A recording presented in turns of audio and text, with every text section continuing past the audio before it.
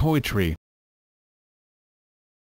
Poetry is a form of literature that uses aesthetic and rhythmic qualities of language, such as phonaesthetics, sound symbolism, and metre, to evoke meanings in addition to, or in place of, the prosaic ostensible meaning. Poetry has a long history, dating back to the Sumerian epic of Gilgamesh. Early poems evolved from folk songs such as the Chinese Shi Jing, or from a need to retell oral epics, as with the Sanskrit Vedas, Zoroastrian Gathas, and the Homeric epics, the Iliad and the Odyssey. Ancient attempts to define poetry, such as Aristotle's Poetics, focused on the uses of speech in rhetoric, drama, song and comedy. Later attempts concentrated on features such as repetition, verse form and rhyme, and emphasized the aesthetics which distinguish poetry from more objectively informative, prosaic forms of writing. From the mid-20th century, poetry has sometimes been more generally regarded as a fundamental creative act employing language. Poetry uses forms and conventions to suggest differential interpretation to words, or to evoke emotive responses. Devices such as assonance, alliteration, onomatopoeia and rhythm are sometimes used to achieve musical or incantatory effects. The use of ambiguity, symbolism, irony and other stylistic elements of poetic diction often leaves a poem open to multiple interpretations. Similarly, figures of speech such as metaphor, simile and metonymy create a resonance between otherwise disparate images, a layering of meanings, forming connections previously not perceived. Kindred forms of resonance may exist, between individual verses, in their patterns of rhyme or rhythm. Some poetry types are specific to particular cultures and genres and respond to characteristics of the language in which the poet writes. Readers accustomed to identifying poetry with Dante, Goethe, Mikhail and Rumi may think of it as written in lines based on rhyme and regular meter. There are, however, traditions, such as biblical poetry, that use other means to create rhythm and euphony. Much modern poetry reflects a critique of poetic tradition, playing with and testing, among other things, the principle of euphony itself, sometimes altogether foregoing rhyme or set rhythm. In today's increasingly globalized world, poets often adapt forms, styles and techniques from diverse cultures and languages. History. Poetry as an art form may predate literacy. Epic poetry, from the Indian Vedas, 1700–1200 BC, and Zoroaster's Gathas to the Odyssey, 800–675 BC, appears to have been composed in poetic form to aid memorization and oral transmission, in prehistoric and ancient societies. Other forms of poetry developed directly from folk songs. The earliest entries in the ancient compilation Shi Jing were initially lyrics, preceding later entries intended to be read. The oldest surviving epic poem is the Epic of Gilgamesh, from the 3rd millennium BC in Sumer, in Mesopotamia, now Iraq, which was written in cuneiform script on clay tablets and, later, papyrus. Other ancient epic poetry includes the Greek epics Iliad and Odyssey, the old Iranian books the Gathic Avesta and Yasna, the Roman national epic, Virgil's Aeneid, and the Indian epics Ramayana and Mahabharata. The efforts of ancient thinkers to determine what makes poetry distinctive as a form, and what distinguishes good poetry from bad, resulted in Poetics, the study of the aesthetics of poetry. Some ancient poetic traditions, such as, contextually, classical Chinese poetry in the case of the Shi Jing, classic of poetry, which records the development of poetic canons with ritual and aesthetic importance. More recently, thinkers have struggled to find a definition that could encompass formal differences as great as those between Chaucer's Canterbury Tales and Matsuo Basho's Oku no Hosomachi, as well as differences in context spanning Tanakh religious poetry, love poetry, and rap. Western traditions. Classical thinkers employed classification as a way to define and assess the quality of poetry. Notably, the existing fragments of Aristotle's Poetics describe three genres of poetry, the epic, the comic, and the tragic, and develop rules to distinguish the highest quality poetry in each genre, based on the underlying purposes of the genre. Later aestheticians identified three major genres: epic poetry, lyric poetry, and dramatic poetry, treating comedy and tragedy as subgenres of dramatic poetry. Aristotle's work was influential throughout the Middle East during the Islamic Golden Age, as well as in Europe during the Renaissance. Later poets and aestheticians often distinguished poetry from, and defined it in opposition to prose, which was generally understood as writing with a proclivity to logical explication and a linear narrative structure. This does not imply that poetry is illogical or lacks narration, but rather that poetry is an attempt to render the beautiful or sublime without the burden of engaging the logical or narrative thought process. English Romantic poet John Keats termed this escape from logic negative capability. This romantic approach views form as a key element of successful poetry because form is abstract and distinct from the underlying notional logic. This approach remained influential into the 20th century.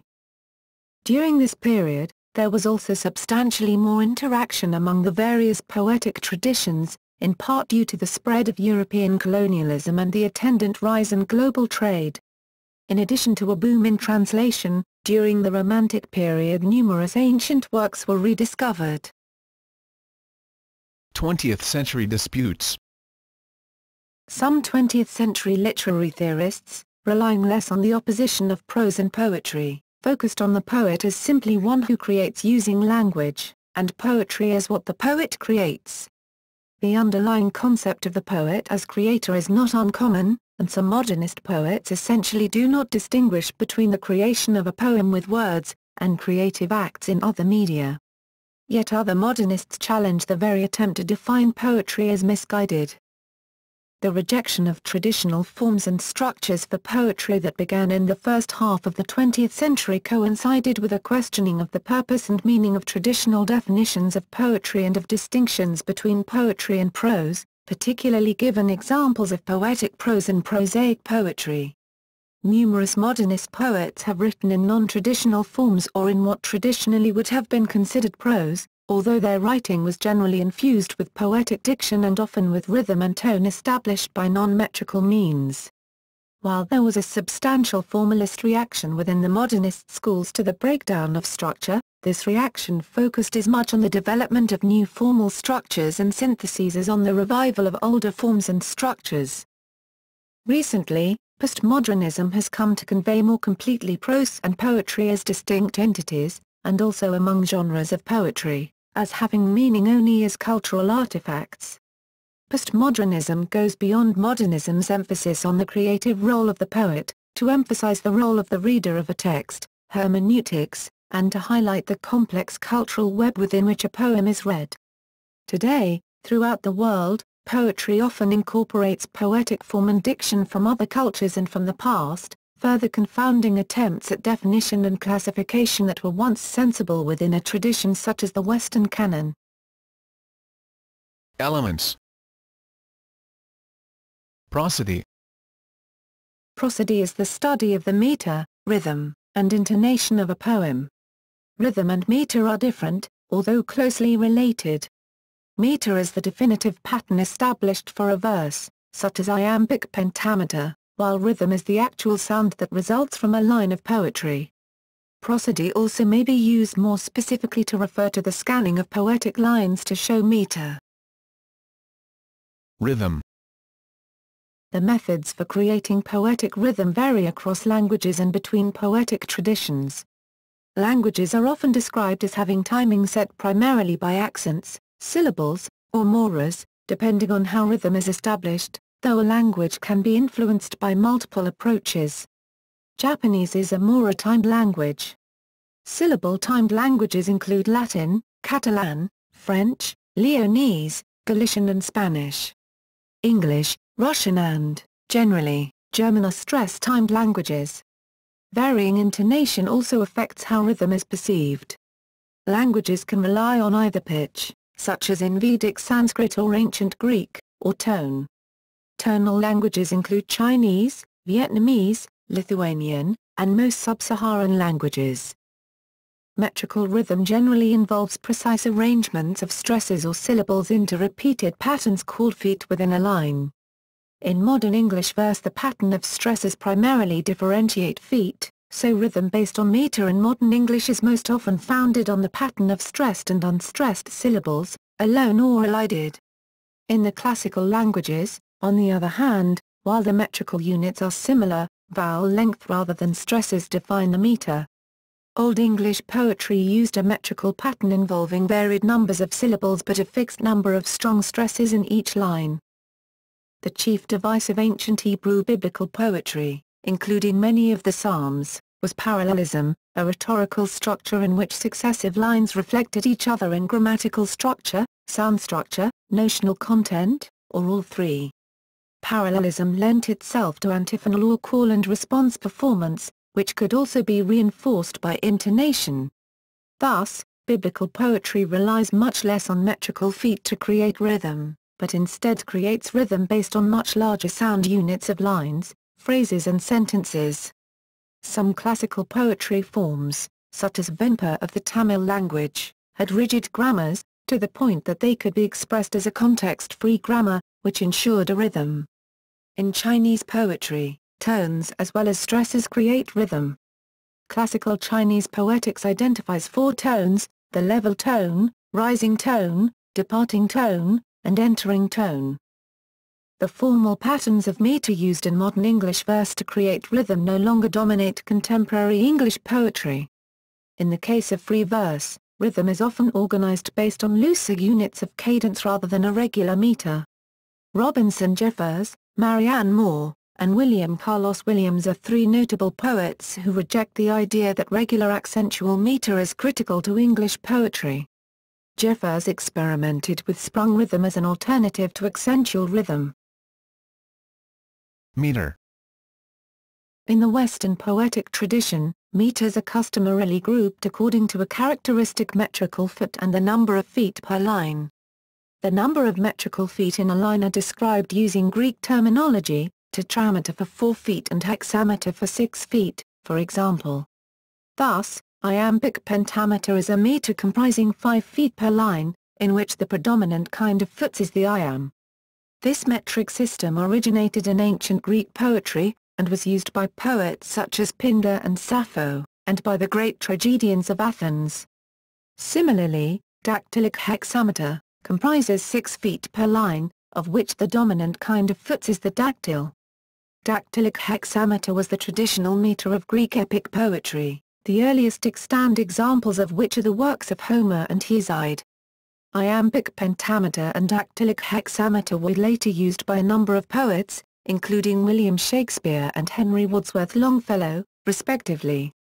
The most common metrical feet in English are iamb, one unstressed syllable followed by a stressed syllable, for example describe, include, retract; trache, one stressed syllable followed by an unstressed syllable, for example picture, flower; dactyl, one stressed syllable followed by 2 unstressed syllables, e.g. annotate and notate; anapist, 2 unstressed syllables followed by 1 stressed syllable, for example comprehend; spondee, 2 stressed syllables together, for example enough; pyrrhic, 2 unstressed syllables together, rare, usually used to end dactylic hexameter.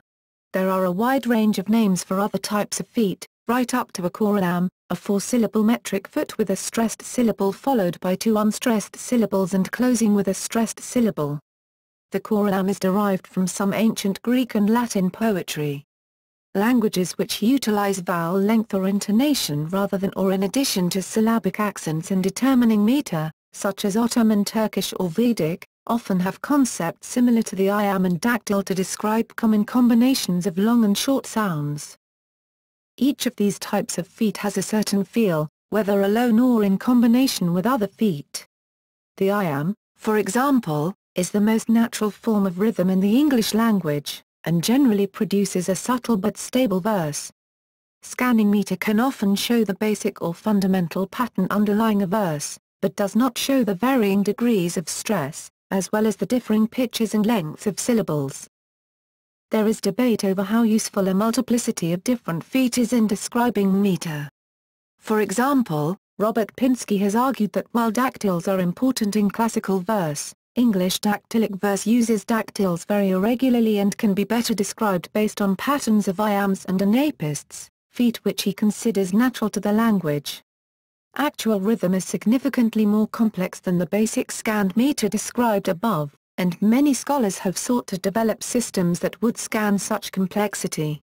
Vladimir Nabokov noted that overlaid on top of the regular pattern of stressed and unstressed syllables in a line of verse was a separate pattern of accents resulting from the natural pitch of the spoken words, and suggested that the term scud be used to distinguish an unaccented stress from an accented stress. Metrical patterns. Different traditions and genres of poetry tend to use different meters, ranging from the Shakespearean iambic pentameter and the Homeric dactylic hexameter to the anapaestic tetrameter used in many nursery rhymes. However, a number of variations to the established meter are common, both to provide emphasis or attention to a given foot or line and to avoid boring repetition. For example, the stress in a foot may be inverted, a caesura, or pause, may be added, sometimes in place of a foot or stress, or the final foot in a line may be given a feminine ending to soften it or be replaced by a spondee to emphasize it and create a hard stop. Some patterns, such as iambic pentameter, tend to be fairly regular, while other patterns, such as dactylic hexameter, tend to be highly irregular. Regularity can vary between language. In addition, different patterns often develop distinctively in different languages, so that, for example, iambic tetrameter in Russian will generally reflect irregularity in the use of accents to reinforce the meter, which does not occur, or occurs to a much lesser extent, in English. Some common metrical patterns, with notable examples of poets and poems who use them, include iambic pentameter, John Milton in Paradise Lost, William Shakespeare in his sonnets, dactylic hexameter, Homer, Iliad, Virgil, Aeneid, iambic tetrameter, Andrew Marvell, To His Coy Mistress, Alexander Pushkin, Eugene Onegin, Robert Frost, Stopping by Woods on a Snowy Evening, Trochaic octameter, Edgar Allan Poe, The Raven, Alexandrine, Jean Racine, Fedri. Rhyme, alliteration, assonance. Rhyme, alliteration, assonance and consonance are ways of creating repetitive patterns of sound. They may be used as an independent structural element in a poem, to reinforce rhythmic patterns, or as an ornamental element. They can also carry a meaning separate from the repetitive sound patterns created. For example, Chaucer used heavy alliteration to mock Old English verse and to paint a character as archaic. Rhyme consists of identical, hard rhyme or similar, soft rhyme sounds placed at the ends of lines or at predictable locations within lines, internal rhyme. Languages vary in the richness of their rhyming structures. Italian, for example, has a rich rhyming structure permitting maintenance of a limited set of rhymes throughout a lengthy poem. The richness results from word endings that follow regular forms. English, with its irregular word endings adopted from other languages, is less rich in rhyme.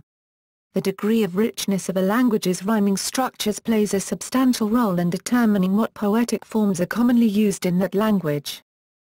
Alliteration is the repetition of letters or letter sounds at the beginning of two or more words immediately succeeding each other, or at short intervals, or the recurrence of the same letter in accented parts of words. Alliteration and assonance played a key role in structuring early Germanic, Norse and Old English forms of poetry.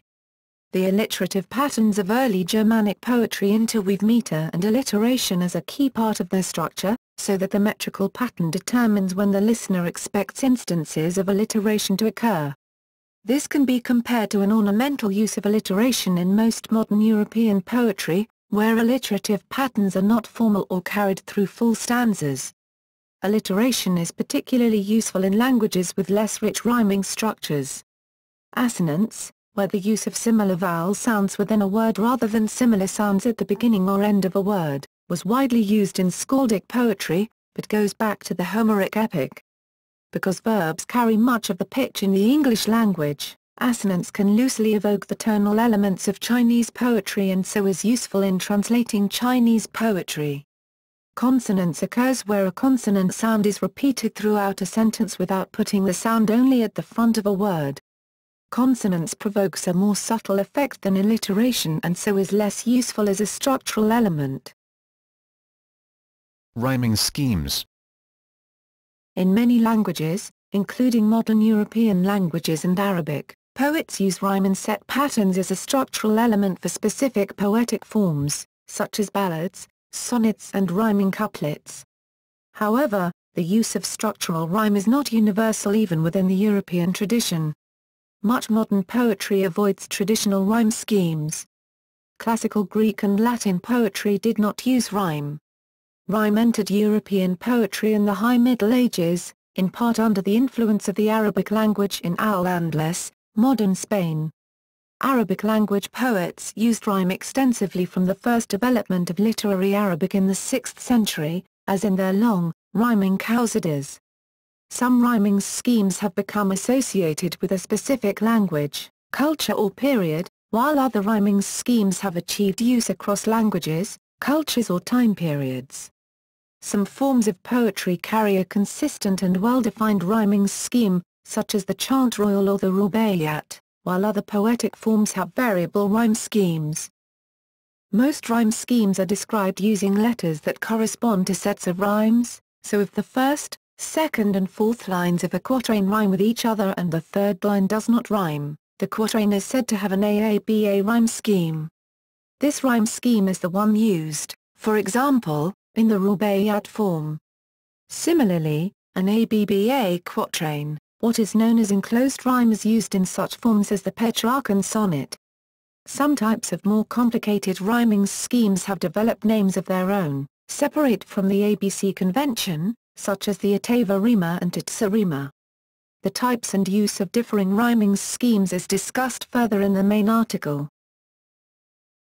Form.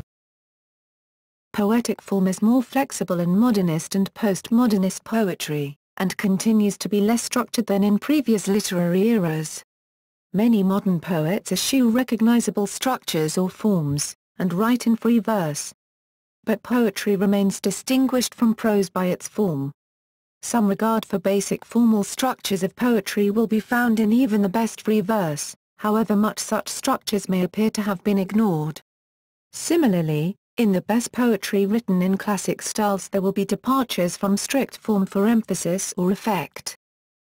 Among major structural elements used in poetry are the line, the stanza or verse paragraph, and larger combinations of stanzas or lines such as cantos.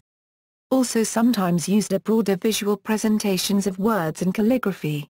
These basic units of poetic form are often combined into larger structures, called poetic forms or poetic modes. See following section, as in the sonnet or haiku. Lines and stanzas. Poetry is often separated into lines on a page. These lines may be based on the number of metrical feet, or may emphasize a rhyming pattern at the ends of lines. Lines may serve other functions, particularly where the poem is not written in a formal metrical pattern. Lines can separate, compare or contrast thoughts expressed in different units, or can highlight a change in tone.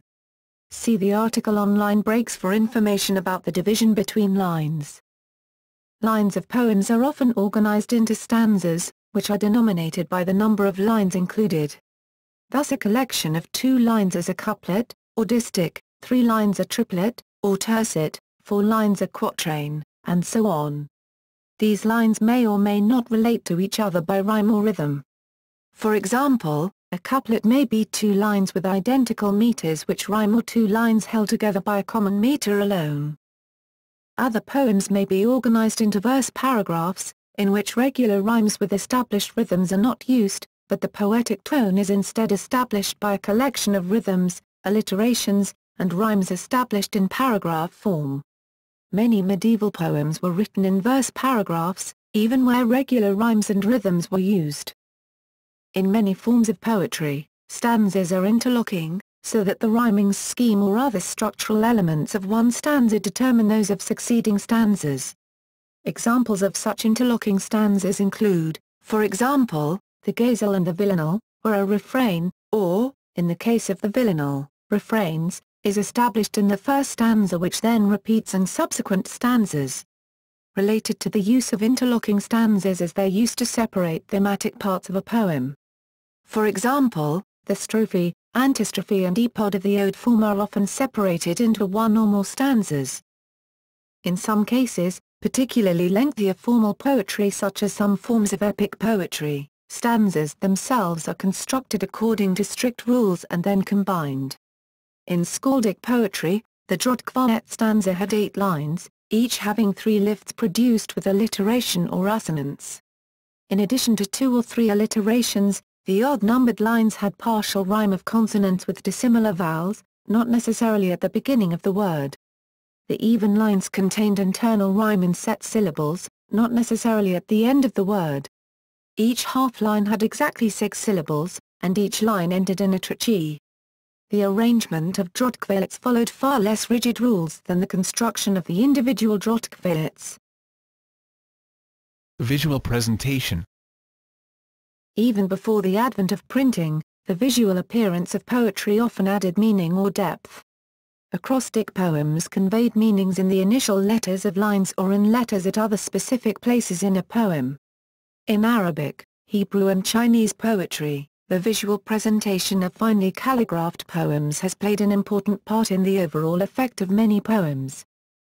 With the advent of printing, poets gained greater control over the mass-produced visual presentations of their work. Visual elements have become an important part of the poet's toolbox, and many poets have sought to use visual presentation for a wide range of purposes. Some modernist poets have made the placement of individual lines or groups of lines on the page an integral part of the poem's composition. At times, this complements the poem's rhythm through visual caesures of various lengths, or creates juxtaposition so as to accentuate meaning, ambiguity or irony, or simply to create an aesthetically pleasing form. In its most extreme form, this can lead to concrete poetry or rhythmic writing. Diction. Poetic diction treats the manner in which language is used, and refers not only to the sound but also to the underlying meaning and its interaction with sound and form. Many languages and poetic forms have very specific poetic dictions, to the point where distinct grammars and dialects are used specifically for poetry. Registers in poetry can range from strict employment of ordinary speech patterns, as favored in much late 20th century prosody, through to highly ornate uses of language, as in medieval and Renaissance poetry. Poetic diction can include rhetorical devices such as simile and metaphor, as well as tones of voice, such as irony. Aristotle wrote in the Poetics that the greatest thing by far is to be a master of metaphor. Since the rise of modernism, some poets have opted for a poetic diction that de-emphasizes rhetorical devices, attempting instead the direct presentation of things and experiences and the exploration of tone. On the other hand, surrealists have pushed rhetorical devices to their limits, making frequent use of catachresis. Allegorical stories are central to the poetic diction of many cultures, and were prominent in the West during classical times, the late Middle Ages and the Renaissance. Aesop's fables, repeatedly rendered in both verse and prose since first being recorded about 500 BC, are perhaps the richest single source of allegorical poetry through the ages. Other notable examples include the Roman de la Rose, a 13th-century French poem, William Langland's Piers Plowman in the 14th century, and Jean de La Fontaine's fables, influenced by Aesop's, in the 17th century.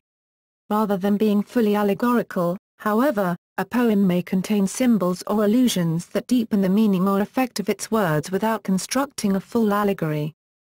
Another strong element of poetic diction can be the use of vivid imagery for effect. The juxtaposition of unexpected or impossible images is, for example, a particularly strong element in surrealist poetry and haiku.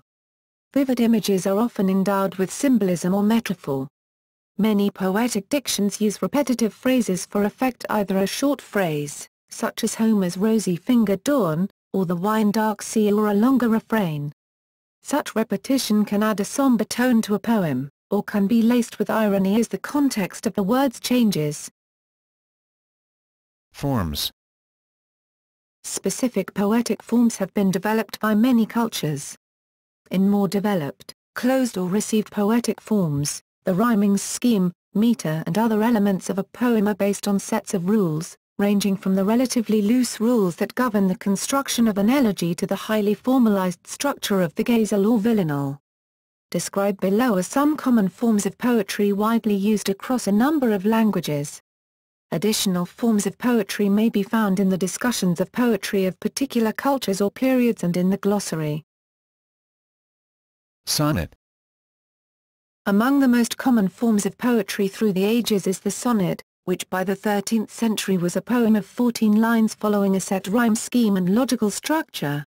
By the 14th century, the form further crystallized under the pen of Petrarch, whose sonnets were later translated in the 16th century by Sir Thomas Wyatt, who is credited with introducing the sonnet form into English literature.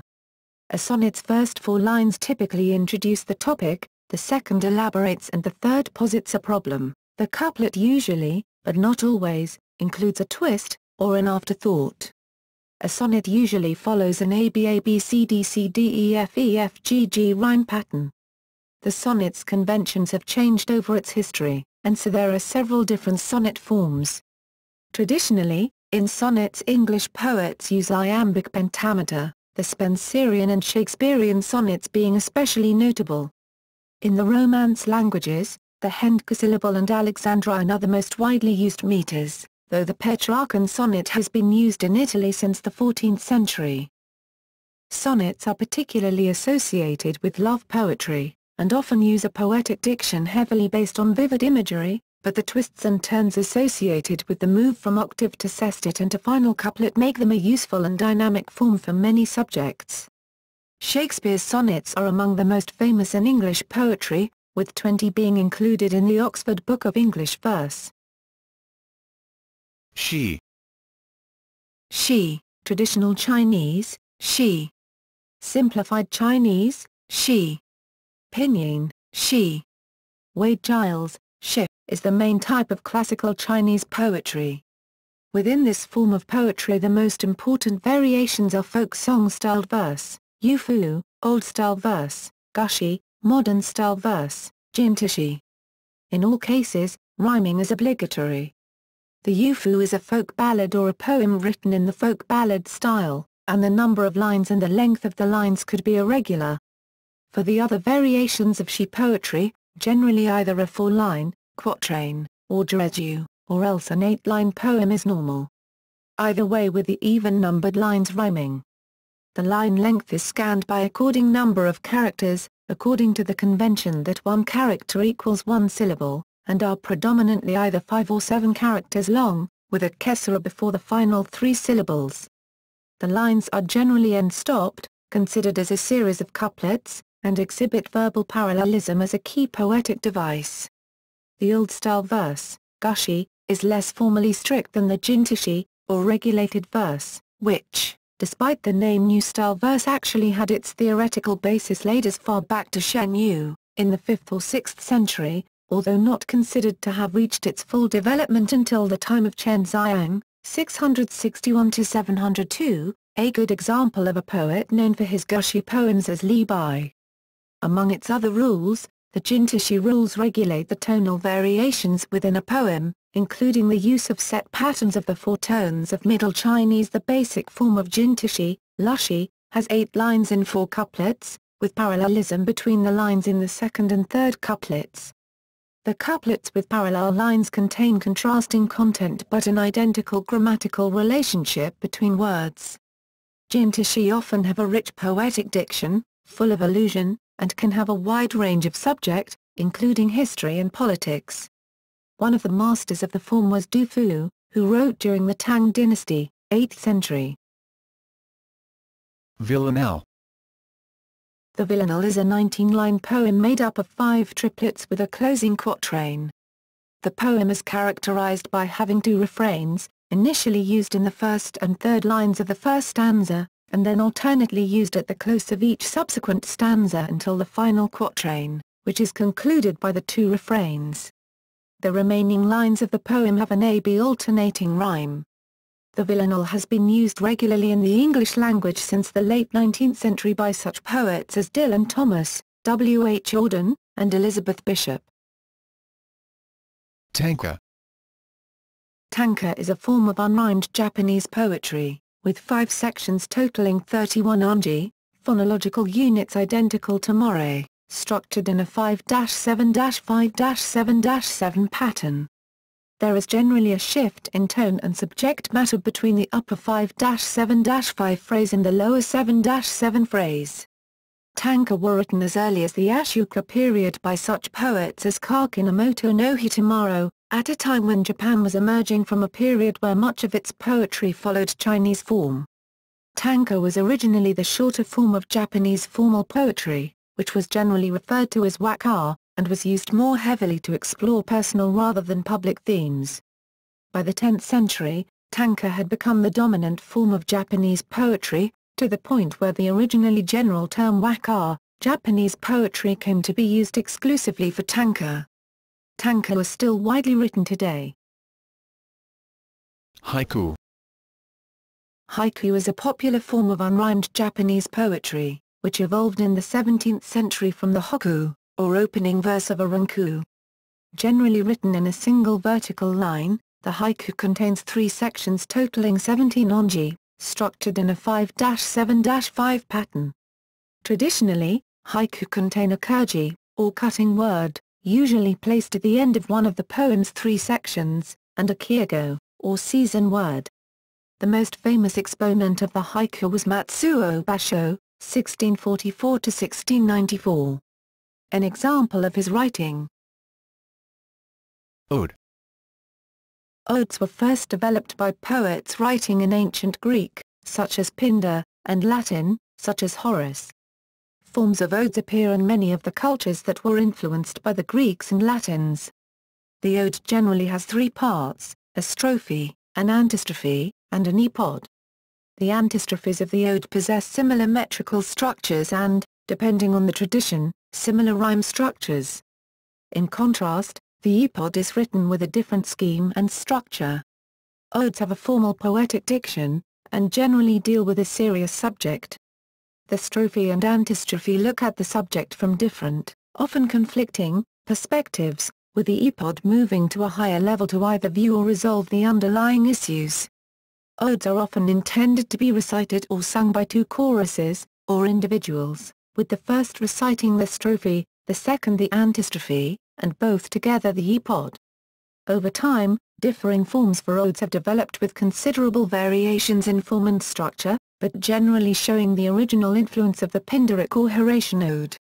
One non-Western form which resembles the ode is the qasida in Persian poetry. Ghazal. The ghazal, also ghazal, ghazal, ghazal, or ghazal, is a form of poetry common in Arabic, Persian, Turkish, Azerbaijani, Urdu and Bengali poetry. In classic form, the ghazal has from 5 to 15 rhyming couplets that share a refrain at the end of the second line. This refrain may be of 1 or several syllables, and is preceded by a rhyme. Each line has an identical meter. The ghazal often reflects on a theme of unattainable love or divinity. As with other forms with a long history in many languages, many variations have been developed, including forms with a quasi-musical poetic diction in Urdu. Ghazals have a classical affinity with Sufism, and a number of major Sufi religious works are written in ghazal form. The relatively steady meter and the use of the refrain produce an incantatory effect, which complements Sufi mystical themes well. Among the masters of the form is Rumi, a 13th-century Persian poet. Genres. In addition to specific forms of poems, poetry is often thought of in terms of different genres and subgenres. A poetic genre is generally a tradition or classification of poetry based on the subject matter, style, or other broader literary characteristics. Some commentators view genres as natural forms of literature. Others view the study of genres as the study of how different works relate and refer to other works. Narrative poetry. Narrative poetry is a genre of poetry that tells a story. Broadly it subsumes epic poetry, but the term narrative poetry is often reserved for smaller works, generally with more appeal to human interest. Narrative poetry may be the oldest type of poetry. Many scholars of Homer have concluded that his Iliad and Odyssey were composed from compilations of shorter narrative poems that related individual episodes. Much narrative poetry, such as Scottish and English ballads, and Baltic and Slavic heroic poems, is performance poetry with roots in a preliterate oral tradition.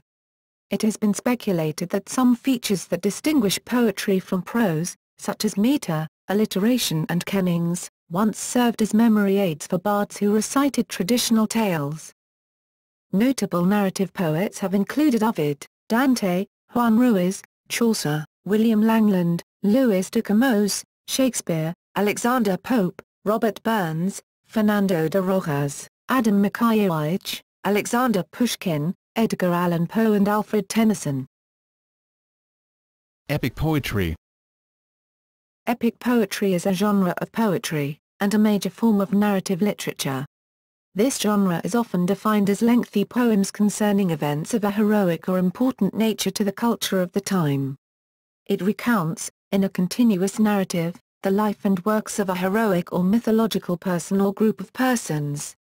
Examples of epic poems are Homer's Iliad and Odyssey, Virgil's Aeneid, the Nibelungenlied, Louis de Camões' Lusíadas, the Cantar de Mio Cid, the Epic of Gilgamesh, the Mahabharata, Valmiki's Ramayana, Ferdowsi's Shahnameh, Nizami, or Nizami's Kams, 5 books, and the Epic of King Jeza.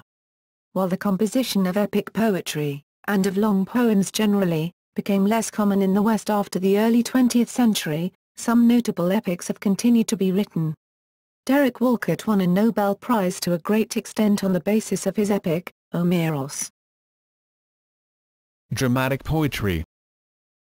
Dramatic poetry is drama written in verse to be spoken or sung, and appears in varying, sometimes related forms in many cultures. Greek tragedy in verse dates to the 6th century BC, and may have been an influence on the development of Sanskrit drama, just as Indian drama in turn appears to have influenced the development of the Bayan and verse dramas in China, forerunners of Chinese opera. East Asian verse dramas also include Japanese no. Examples of dramatic poetry in Persian literature include Nizami's 2 famous dramatic works, Layla and Majnun and Khusro and Shirin, Ferdowsi's tragedies such as Rostam and Sohrab, Rumi's Masnavi, Gorgani's tragedy of Vis and Ramin, and Bakshai's tragedy of Fahd. Satirical poetry. Poetry can be a powerful vehicle for satire. The Romans had a strong tradition of satirical poetry, often written for political purposes. A notable example is the Roman poet Juvenal's satires. The same is true of the English satirical tradition. John Dryden, a Tory, the first poet laureate, produced in 1682 Mac Flecknoe, subtitled A Satire on the True Blue Protestant Poet, T.S., a reference to Thomas Shadwell.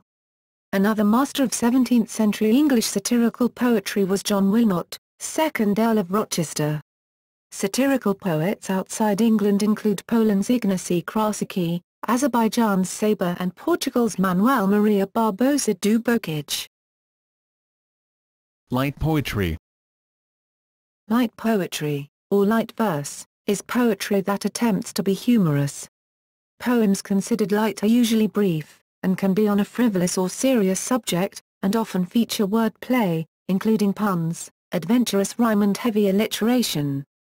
Although a few free verse poets have excelled at light verse outside the formal verse tradition, light verse in English is usually formal. Common forms include the limerick, the clerihew, and the double dactyl. While light poetry is sometimes condemned as doggerel, or thought of as poetry composed casually, humor often makes a serious point in a subtle or subversive way.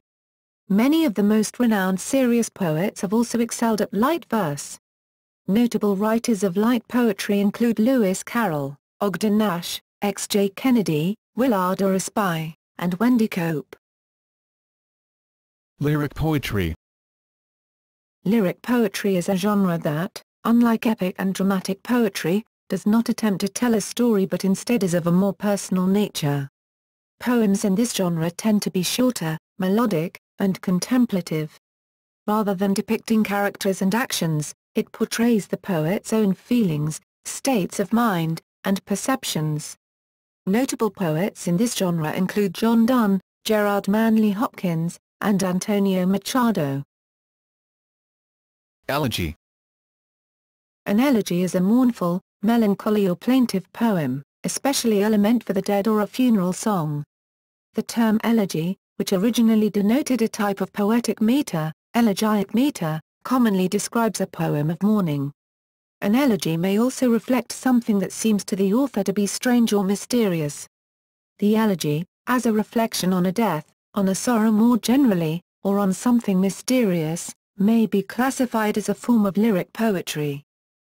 Notable practitioners of elegiac poetry have included Propitius, Jorge Manrique, Jan Kochanowski, Chidiock Tichborne, Edmund Spenser, Ben Jonson, John Milton, Thomas Gray, Charlotte Turner Smith, William Cullen Bryant, Percy B. Shelley, Johann Wolfgang von Goethe, Evgeny Baratinsky, Alfred Tennyson, Walt Whitman, Louis Gallet, Antonio Machado, Juan Ramon Jimenez, William Butler Yeats, Rainer Maria Rilke, and Virginia Woolf. Verse fable. The fable is an ancient literary genre, often, though not invariably, set in verse. It is a succinct story that features anthropomorphized animals, plants, inanimate objects, or forces of nature that illustrate a moral lesson, a moral. Verse fables have used a variety of meter and rhyme patterns. Notable verse fabulists have included Aesop, Vishnu Sarma, Phaedrus, Marie de France, Robert Henryson, Bernard of Lublin, Jean de La Fontaine, Ignacy Krasicki, Felix Maria de Samaniego, Thomas de Uriart, Ivan Krylov and Ambrose Bierce. Prose poetry. Prose poetry is a hybrid genre that shows attributes of both prose and poetry. It may be indistinguishable from the micro-story, aka the short story, flash fiction. While some examples of earlier prose strike modern readers as poetic, prose poetry is commonly regarded as having originated in 19th-century France, where its practitioners included Aloysius Bertrand, Charles Baudelaire, Arthur Rimbaud and Stéphane Mallarmé. Since the late 1980s especially, prose poetry has gained increasing popularity, with entire journals, such as the Prose Poem, an international journal, Contemporary Hib and online devoted to that genre. Speculative poetry. Speculative poetry, also known as fantastic poetry, of which weird or macabre poetry is a major subclassification, is a poetic genre which deals thematically with subjects which are beyond reality, whether via extrapolation as in science fiction or via weird and horrific themes as in horror fiction. Such poetry appears regularly in modern science fiction and horror fiction magazines. Edgar Allan Poe is sometimes seen as the father of speculative poetry.